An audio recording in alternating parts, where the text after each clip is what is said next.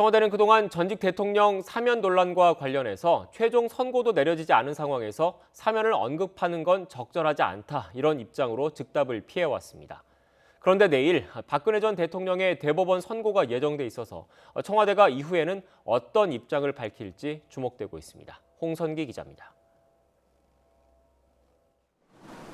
새해 벽두부터 정가를 강타한 전직 대통령 사면 논란에 청와대는 공식 입장이 없다고만 답해왔습니다. 아직 최종 판결도 나지 않은 사건에 대해 사면을 얘기하는 것 자체가 말이 되지 않는다는 겁니다. 문재인 대통령도 신년사에서 전직 대통령 사면과 관련한 얘기는 전혀 언급하지 않았습니다. 앞서 진행한 신년 인사회에서 통합을 강조해 사면을 염두에 둔 것이라는 논란이 번지자 신년사에서는 통합 대신 포용이라는 단어로 바꾸면서까지 사면 논란을 차단했습니다. 2021년은 우리 국민에게 회복의 해, 포용의 해, 도약의 해가 될 것입니다. 그러나 박 전 대통령에 대한 대법원 선고 이후에는 청와대가 어떤 식으로든 새로운 답변을 내놓을 것으로 보입니다.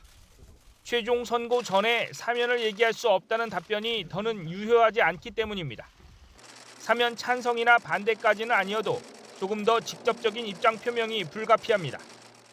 이와 관련해 최재성 청와대 정무수석은 한 라디오 방송에 출연해 사면은 국민의 입장에서 해야 한다며 여론이 중요하다는 점을 강조하기도 했습니다.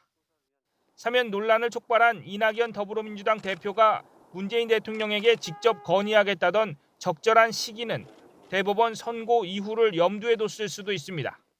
사회 갈등을 완화하고 국민 통합을 이루어야 합니다. 적절한 시기에 대통령님께 건의드릴 생각입니다. 이렇게 되면 문재인 대통령이 직접 입장을 밝힐 가능성도 있습니다.